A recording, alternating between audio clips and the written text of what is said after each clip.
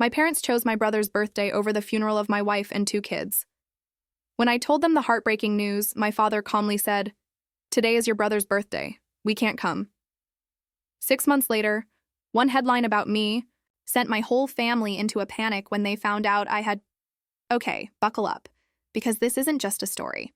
It's the raw, unfiltered truth of how my family, the Whitmores, shattered my world and how I found a way to rebuild it from the ashes. It's about a betrayal so deep, it still makes my blood run cold, and the bittersweet victory that followed. My name is Alex, and for a long time my life was a gilded cage. I grew up in a mansion in Greenwich, Connecticut, where the air reeked of old money and ambition. My father, Charles Whitmore, was the CEO of Whitmore Retail Group, a high-end supermarket empire. Think polished shelves, Bordeaux wine, artisanal cheeses, basically a playground for the rich. From day one, I was the eldest son, destined to inherit it all. My father's words still echo in my head, sharp as a blade. "Alex, you are the future of Whitmore Retail. Don't let me down." I'd nod, a 10-year-old carrying the weight of a dynasty. Our family wasn't a family. It was a brand. My mother, Monica, was draped in silk, but always seemed distant. My younger brother, Nathaniel, was a carbon copy of my father, always knowing the right thing to say, the right smile to flash. Me? I was the odd one out, the one who asked too many questions, who felt suffocated by the endless talk of stocks and European vacations. Then, Elena walked into my life, and everything changed.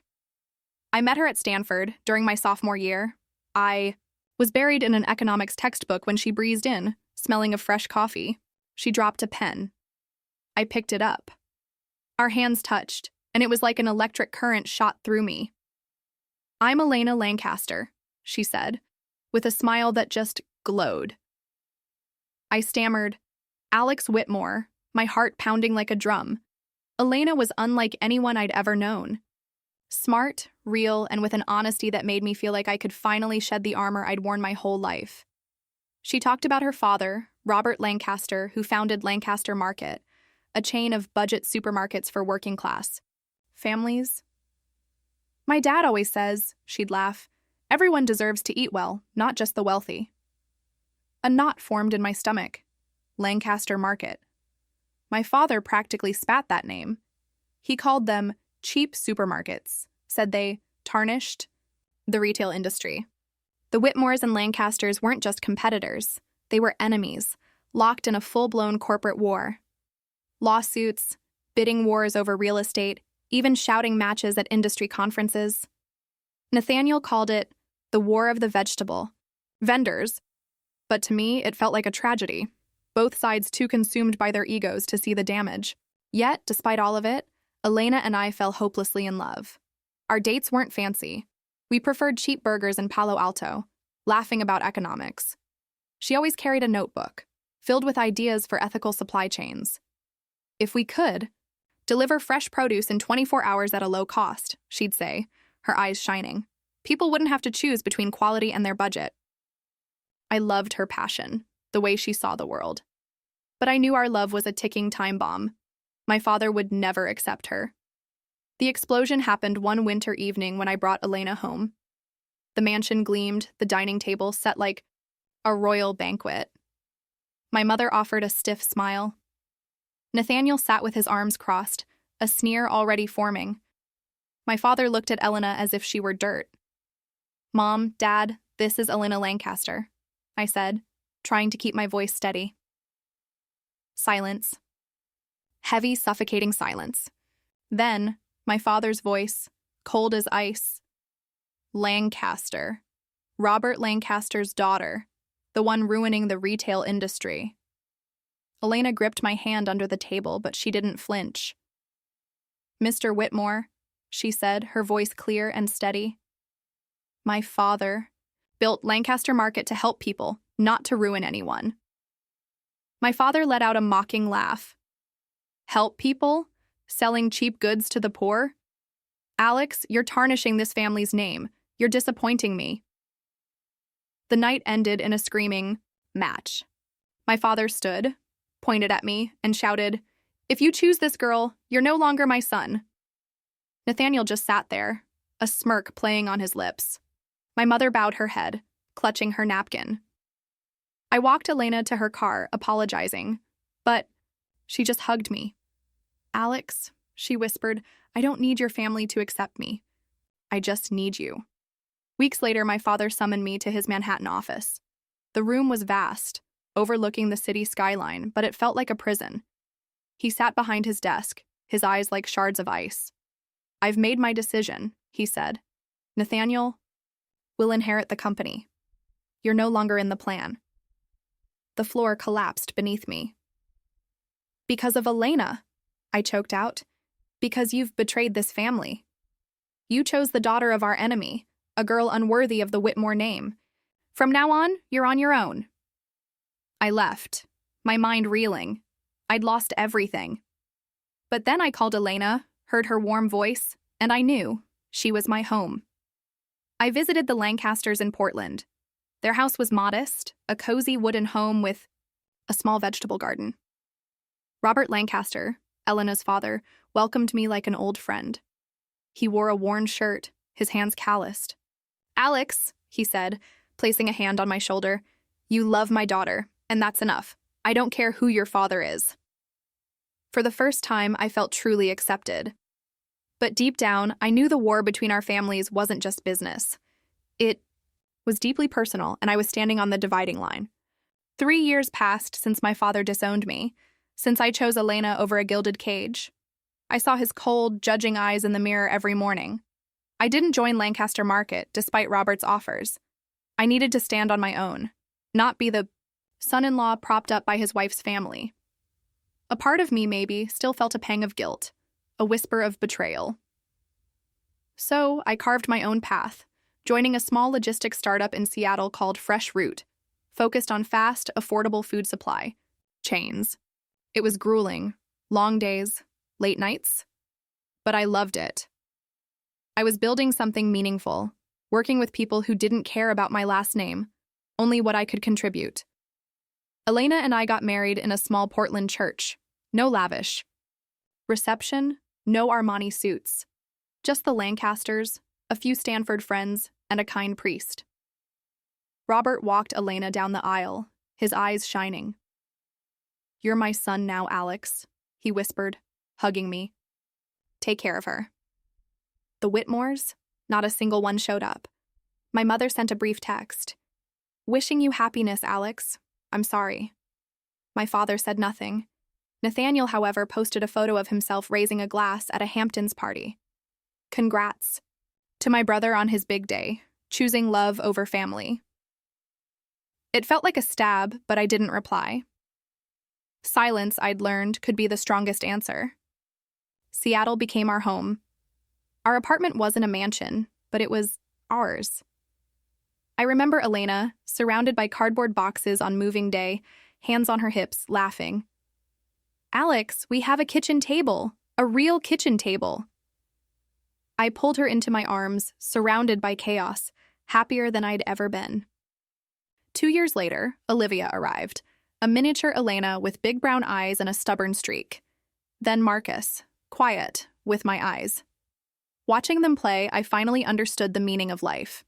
It wasn't Whitmore Retail's gleaming shelves. It was Olivia's laughter, Marcus babbling papa, Elena's gentle smile. She worked part-time for a nonprofit, helping underserved communities access fresh food. If we could cut transportation costs by another 10%, she'd say, we could get fresh carrots to even the poorest neighborhoods. She always thought of others. But the Whitmore shadow still loomed. My mother's calls were laced with guilt, never daring to cross my father. Nathaniel, though, relished reminding me I'd been cast out. He'd send articles about Whitmore Retail. "Look at what you're missing. We just opened 5 new stores in California. Too bad for you." It cut deep, not because I regretted my choice, but because a small part of me still hoped they would change. I sent letters to my mother, photos of the kids, but rarely got a response. Once, she sent a $10,000 check for Olivia's birthday. I returned it with a note. "Thank you, Mom, but we don't need the money. We're happy." Life at Fresh Route was hard, competing with giants. Some weeks I worked 80 hours, dozing at my desk. but Elena was always there, with hot coffee and a smile. "You're doing something amazing, Alex," she'd say. "Every fresh fruit truck means a family eating fresh produce. Don't give up." And I didn't. We developed a real-time tracking system, cutting delivery times from 48 to 24 hours. Farms started trusting us. Revenue grew. I wasn't making millions, but my work had meaning. One Sunday afternoon, Elena, Olivia, Marcus, and I had a picnic in a park near our home. Olivia, 5, chased a butterfly. Marcus, on my shoulders, giggled. Elena lay on the blanket, reading, looking up at us with that gentle smile. "You know," she said, "sometimes I think we found paradise." I pulled her into my arms. "My paradise is you," I said. She playfully punched my shoulder.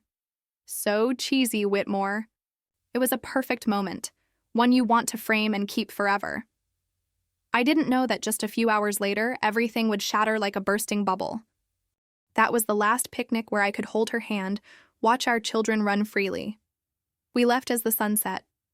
Olivia dozed in the back seat, clutching her butterfly kite.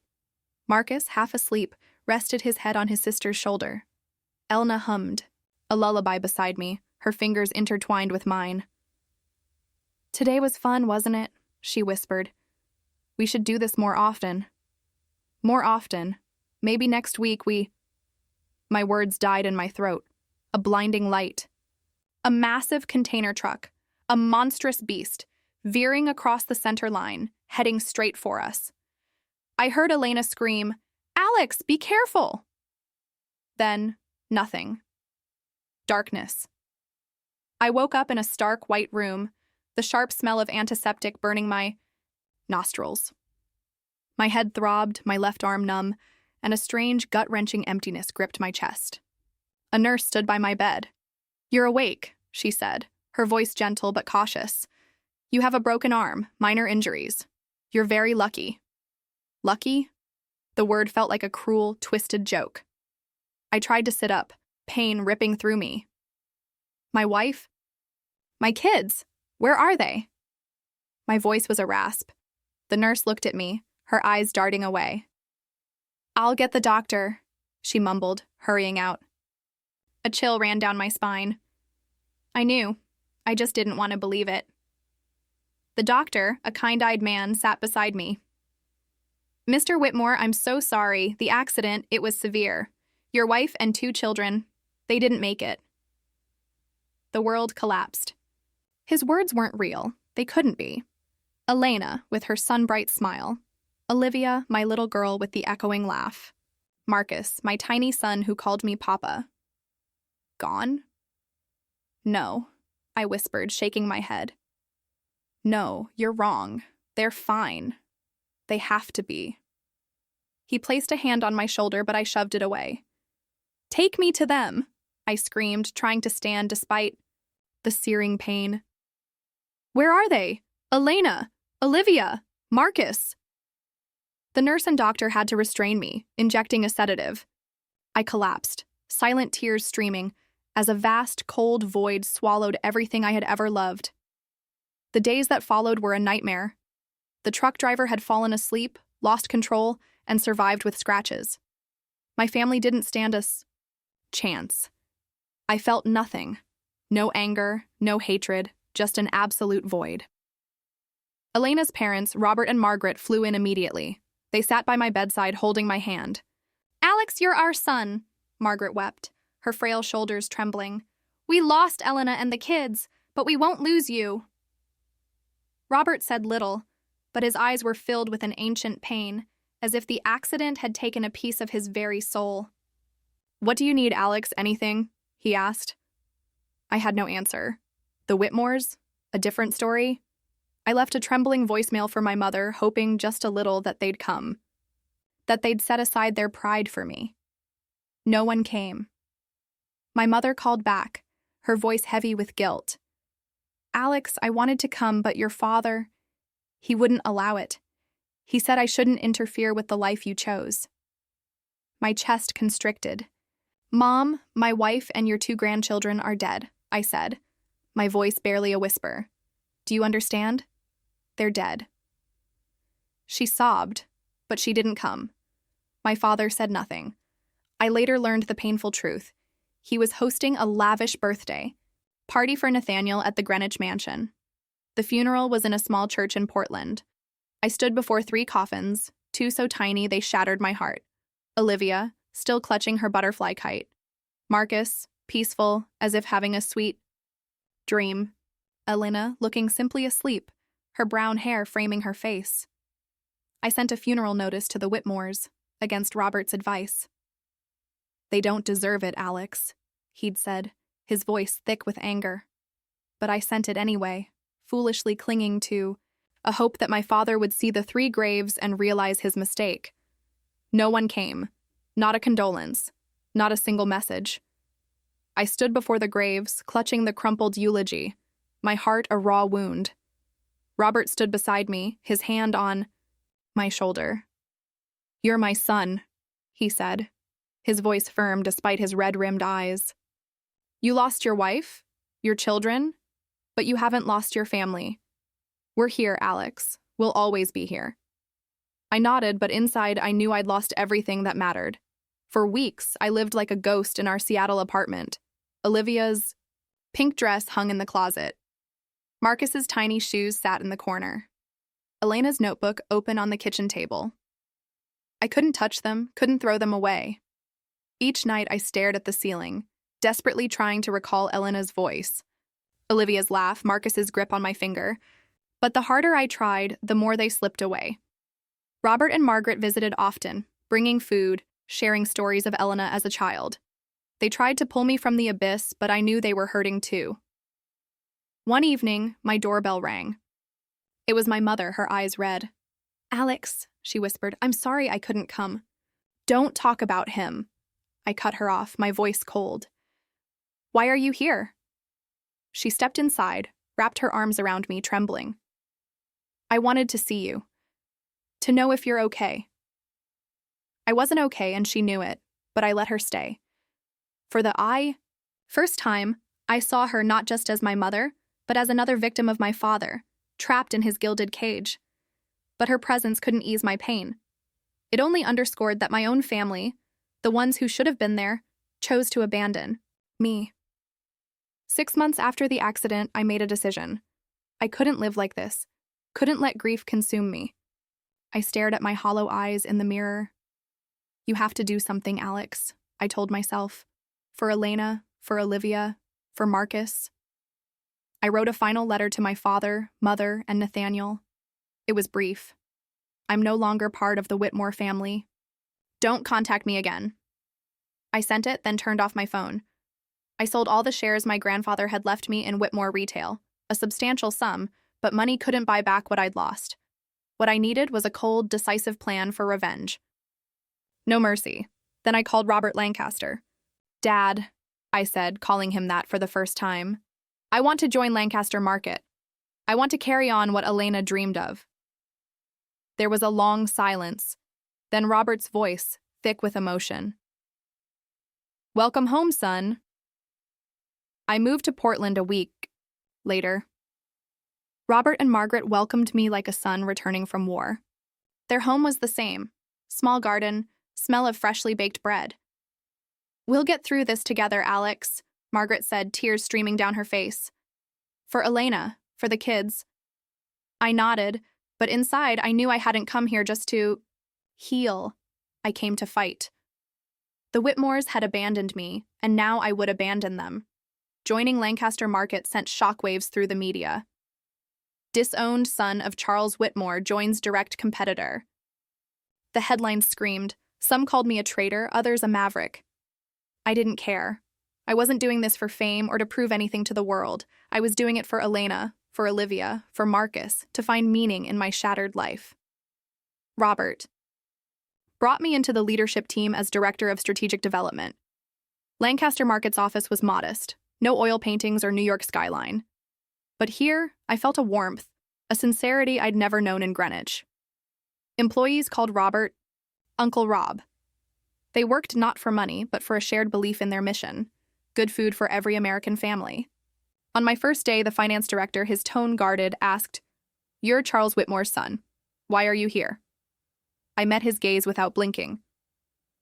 "I'm here because I believe in what Lancaster Market is doing, and because I want to carry on my wife's dream, bringing fresh, affordable food to everyone, not just the wealthy."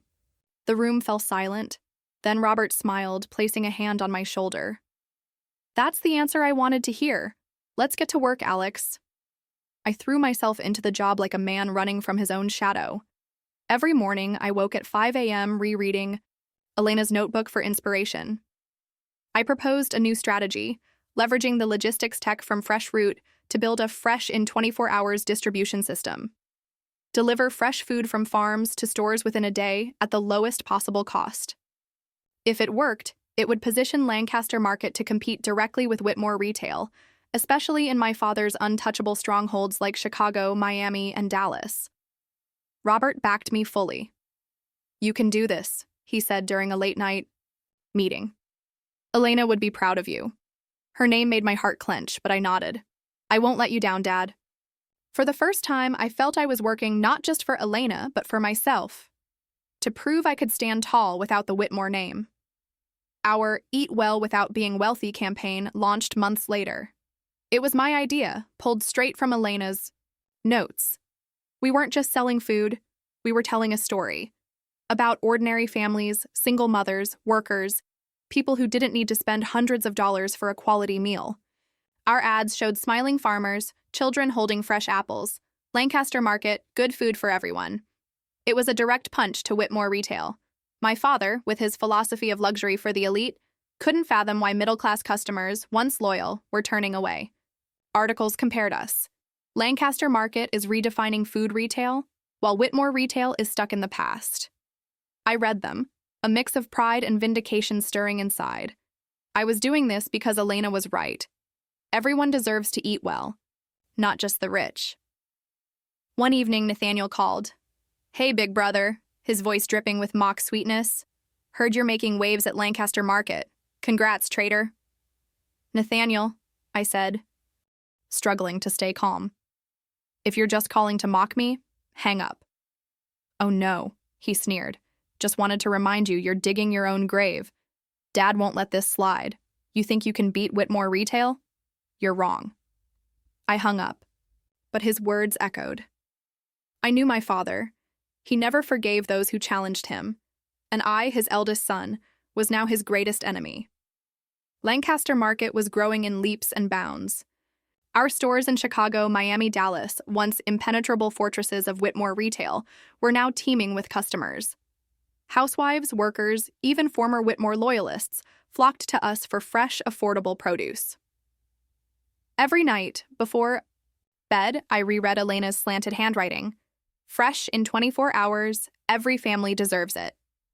Those words were the fire that kept me going. I wasn't doing this to defeat my father, though I couldn't deny the satisfaction of seeing Whitmore Retail falter. I was doing it for Elena, for Olivia, for Marcus, to prove that values could win. Robert called me into his office one autumn morning. He slid a folder across the table. "Alex," he said, his eyes sharp, "you've done what I never dared to dream. Lancaster Market is a name on everyone's lips. But do you know what that means?" I waited. Robert smiled, a hint of concern in his eyes. "It means Charles Whitmore won't sit idly by. He's losing market share, losing shareholders, losing his reputation. A man like Charles doesn't accept defeat." I nodded, unsurprised. "I'm ready," I said, my voice steady. "If he wants a fight, I'll give him one." Robert's gaze softened. "You remind me of Elena," he said. She had that same look, the look of someone who never gives up. I clenched my fists, heart tightening. I wouldn't let my emotions pull me under. I had a mission. Whitmore Retail began to crumble faster than I expected. Quarterly reports showed declining revenue, especially where we'd expanded. Their Chicago and Dallas stores closed. Middle-class customers realized they didn't need to spend hundreds on Italian olive oil. They wanted fresh, affordable food, and we were delivering it. I optimized our supply chain using my Fresh Route experience. Fresh in 24 hours wasn't a slogan. It was a revolution. Local farms partnered with us, praising our transparent, efficient approach. Nathaniel, my brother, appeared in the media, trying to salvage Whitmore's image. On CNBC, he spoke with polished confidence. Whitmore Retail isn't just a supermarket. We're a symbol of sophistication and quality. Competitors like Lancaster, market may attract with low prices, but they'll never match our class. I turned off the TV. Numbers don't lie. Whitmore was losing ground, and I knew a counterattack was coming. It came quickly. Robert walked into my office one morning, a newspaper in his hand. "You need to read this," he said, his voice tense. The Wall Street Journal headline screamed, "Whitmore Retail accuses Lancaster Market of copyright infringement." My father was suing us for millions, claiming our Eat Well Without Being Wealthy campaign copied an old Whitmore ad. My blood boiled. This wasn't his first time using lawsuits to crush competitors. But this time, I wasn't the 16-year-old boy in his boardroom. I was Alex, Director of Strategic Development for Lancaster Market, and he wouldn't win so easily. "They have no evidence," I told our legal team. "Our campaign was built on Elena's ideas from her notebook. This is a dirty tactic, but we won't back down." They warned it would be lengthy and costly. "He just needs to distract us and damage our reputation," a lawyer said. I knew. This wasn't just a lawsuit. It was a declaration of war. But he was wrong. I was no longer Alex Whitmore, the obedient eldest son. I was Alex, fighting for my wife's dream, and I wouldn't let him destroy it. The lawsuit dragged on for months, but it didn't deter us. While lawyers battled, I focused on expansion. We opened 10 new stores from Atlanta to San Francisco. Each new store was a dagger to my father's pride. I imagined him in his Manhattan office, reading declining revenue reports, his face red with rage. I accelerated the Eat Well Without Being Wealthy campaign, featuring real families sharing how Lancaster Market changed their lives. One single mother in Chicago said, "I used to think fresh food was only for the rich. Lancaster Market proved me wrong." Audiences loved it. Our revenue soared and suppliers abandoned Whitmore Retail. A major California farmers cooperative shifted their entire contract to us because your way of doing business is transparent and respects us. It was a huge victory, and it made me smile for the first time in months. The climax arrived at a national food retail conference in Las Vegas. I was invited to speak. As I stepped onto the stage, my heart pounded, not from nerves, but because I knew my father was there, somewhere in the audience. I didn't look at him, but I felt his gaze, cold, judgmental, just like the day he disowned me. I stood before hundreds of CEOs and journalists. "Lancaster Market isn't just about selling food," I said, my voice clear and strong. "We're about bringing hope. We believe every American family, rich or poor, deserves to eat well. We're not building a brand for the elite. We're building a brand for everyone." The crowd applauded, but I wasn't speaking to them.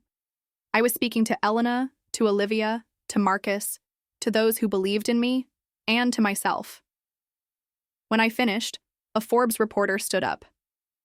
"Mr. Whitmore, do you think Lancaster Market's success is a declaration of war against Whitmore Retail, your father's company?" I smiled.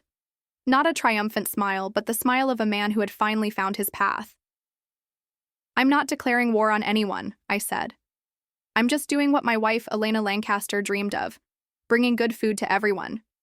If that makes us a competitor to anyone, that's their problem, not mine." The crowd erupted.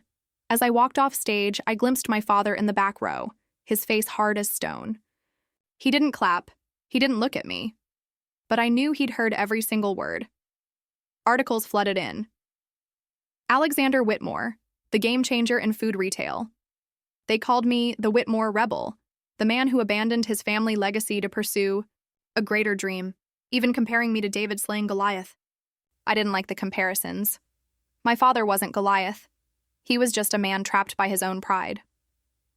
Whitmore Retail continued to collapse. Shareholders questioned Nathaniel's competence.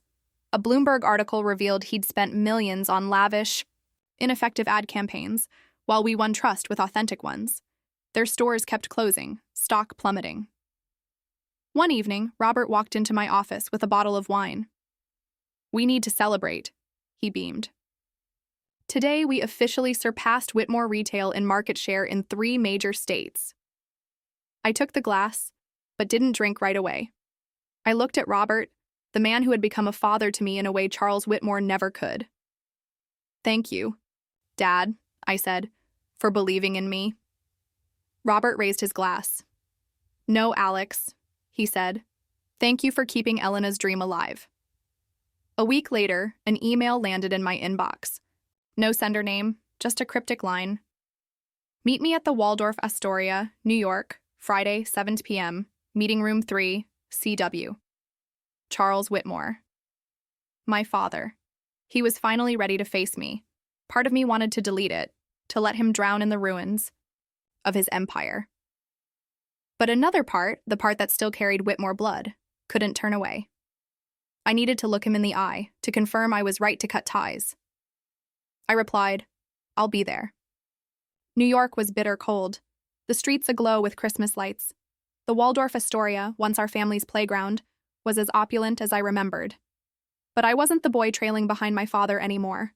I was Alex, a man who had chosen his own path. And I wasn't there to beg for forgiveness. I was there to confront him. Meeting Room 3. My father was already there, seated at the head of the table, impeccably dressed. He looked older, hair grayer, lines deeper, but his gaze was still a blade. He didn't stand, didn't greet me, just gestured to a chair. "Alex," he said, his voice low, deliberate. "You've done well. I didn't expect you to go this far with that cheap supermarket chain." I kept my expression neutral. "Lancaster Market isn't cheap," I said. "We bring good food to everyone, something Whitmore Retail has never done." He gave a dry, mocking laugh. "You still talk like a naive idealist, Alex. You think you're changing the world? You're just tearing down your family's legacy." I clenched, my fists under the table. "Legacy?" I asked, my voice low but sharp. "What's your legacy, Dad? An empire built on arrogance? A family you abandoned for your ego?"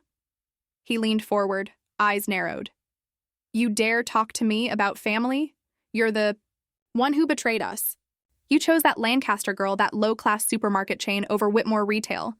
Did you think I'd stand by and watch you destroy everything I've built?" I met his gaze, unflinching.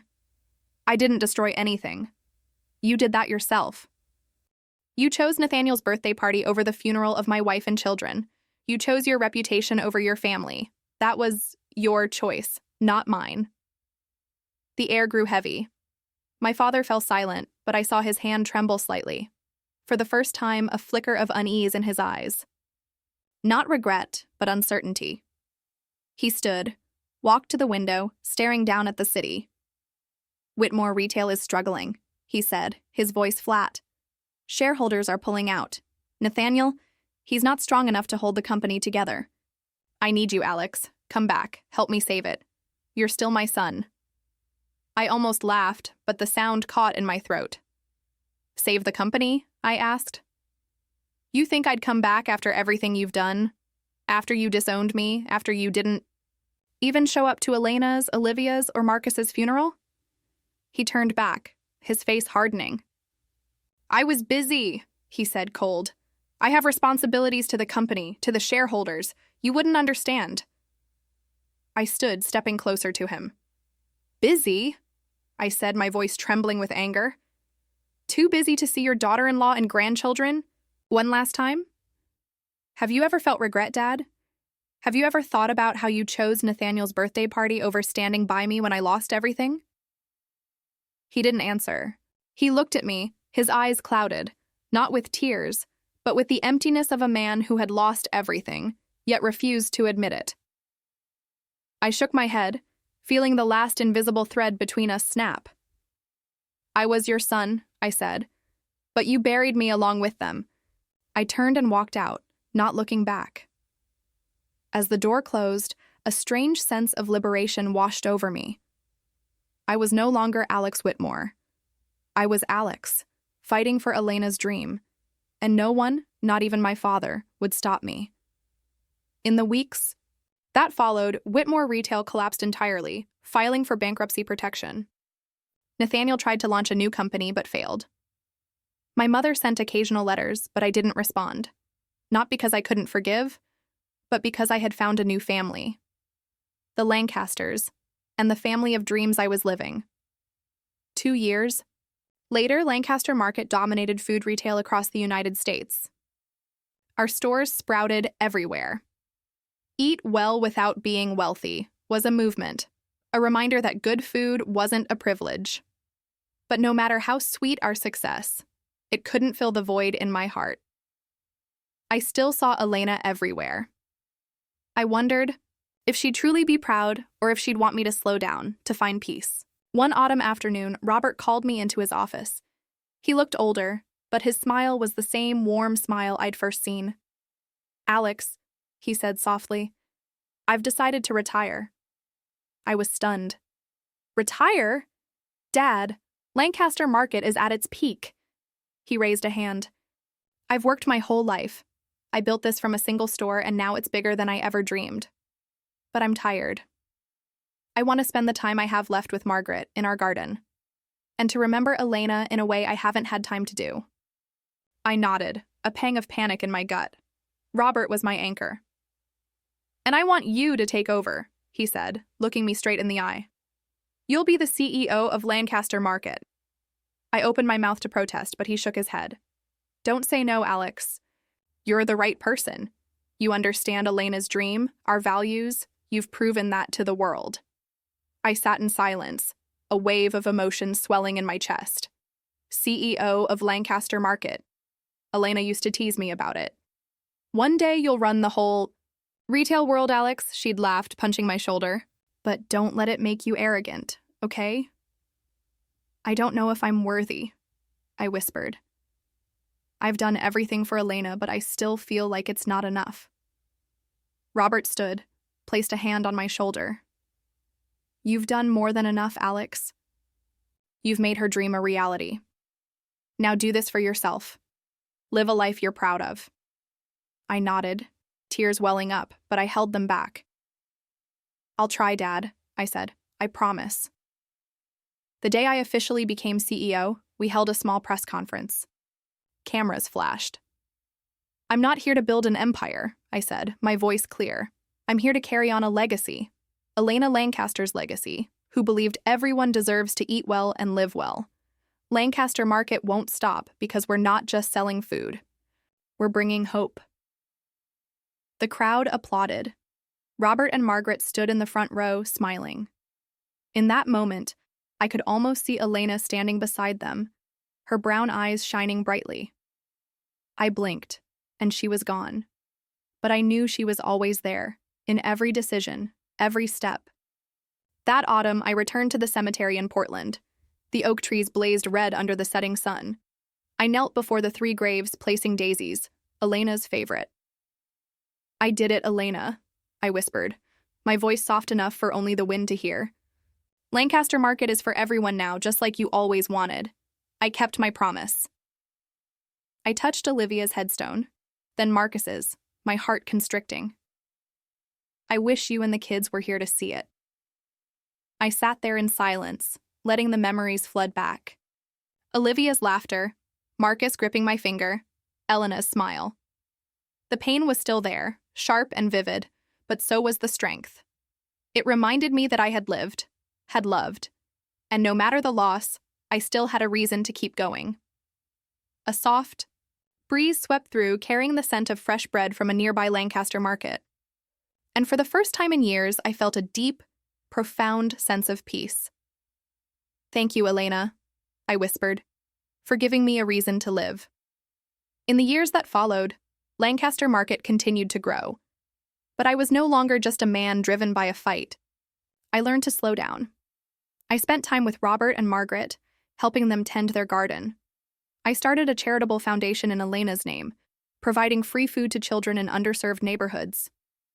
Every time I saw a child holding a fresh apple and smiling, I saw Olivia, I saw Marcus, and I knew I was doing the right thing.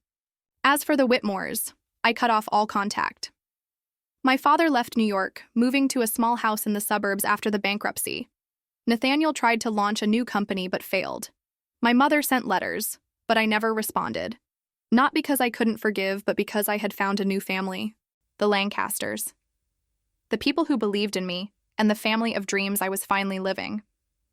My story ends here, but my life doesn't. Each day, I wake up carrying Elena, Olivia, and Marcus in my heart. I walk into the office, watching Lancaster. Market employees work with passion, and I know I've found my purpose. I'm no longer Alex Whitmore, the eldest son of an empire. I'm Alex, a man who lost everything but found himself again, who turned pain into hope, and who will keep living for those I love and for myself.